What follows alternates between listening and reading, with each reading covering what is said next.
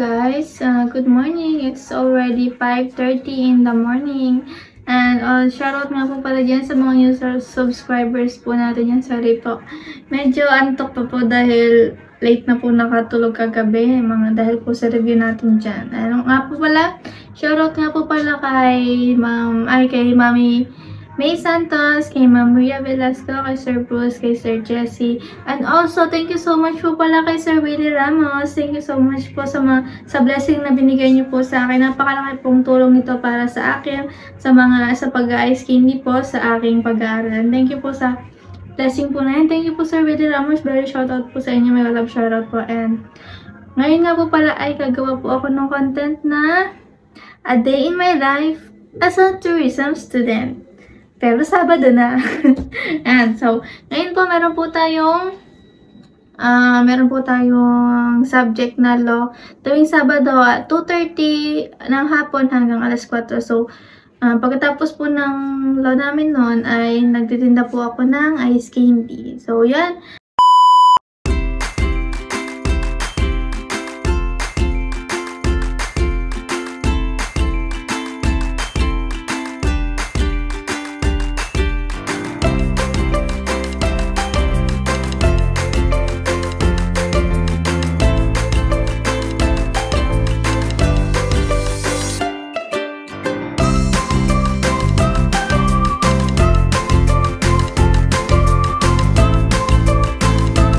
A few moments later.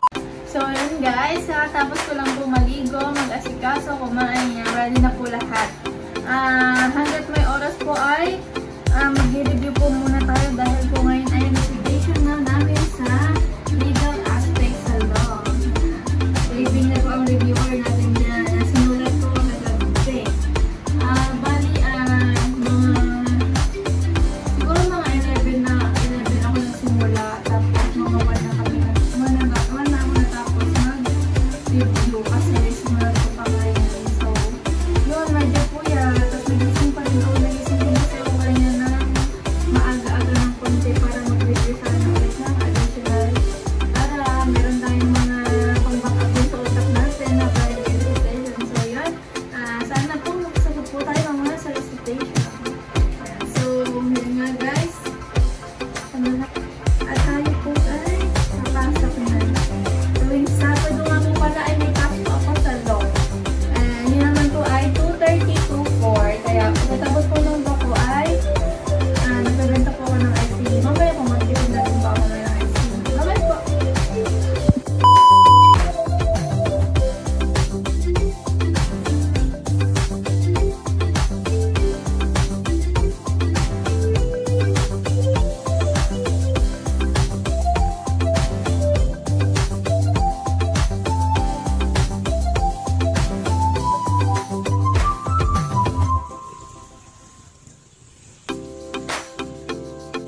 Kumuha lang po ako ng payong dahil sobrang init dito sa degree Celsius. So yun, nakapayong naman po tayo.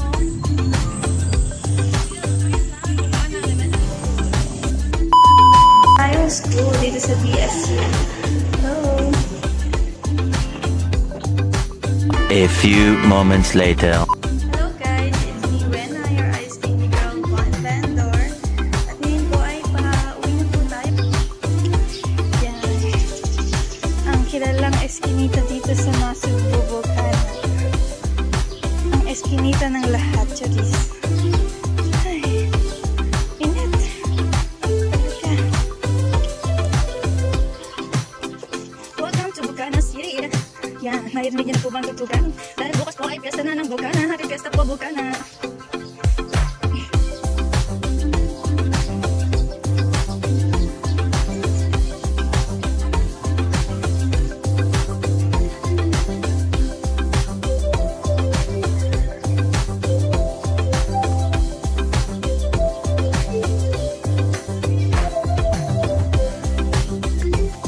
Yan nga guys, kakauwi ko lang po galing school at bukas nga po pala ay piyesta ng Bukana, Nasugbu. Yan. At ngayon po ay tutulungan po natin ang Tita Lenya at ang Tito Dagol mag-asikaso po ng mga handa.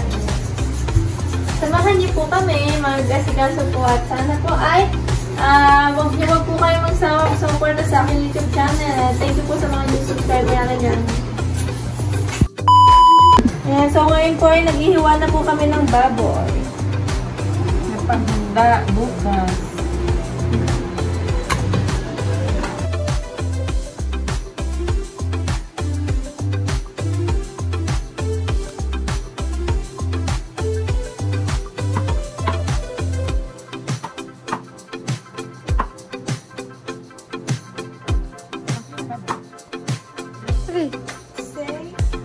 Ay, tumingin.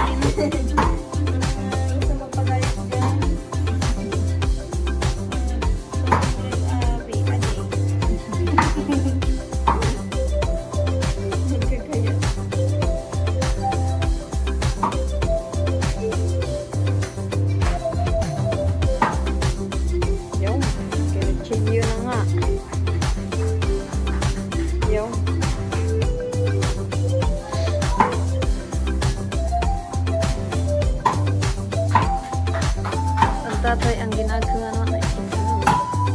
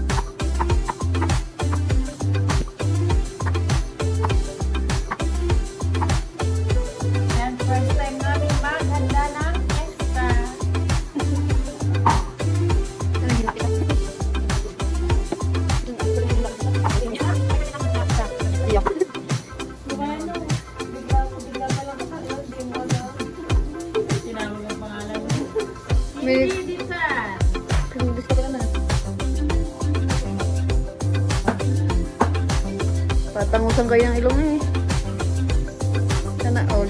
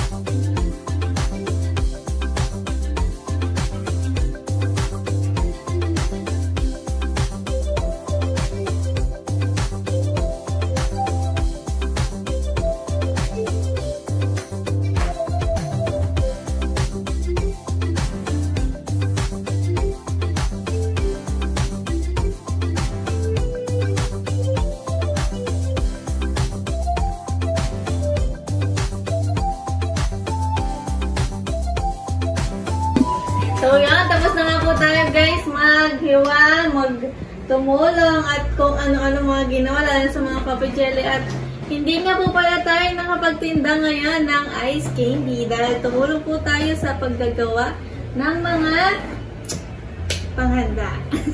Yun lamang po. At nga po pala, ito po yung mga nagawa po namin. Meron po tayong coffee jelly. Yan. Coffee jelly, may mga manok-manok, may isda. Bili na po kayo ng ice candy namin, 10 pesos lang. Kasama na rin ng ice candy namin. Yan. Tapos po, yan, may Shanghai po tayo dito. At bukas po lulutuin ang menudo at caldereta.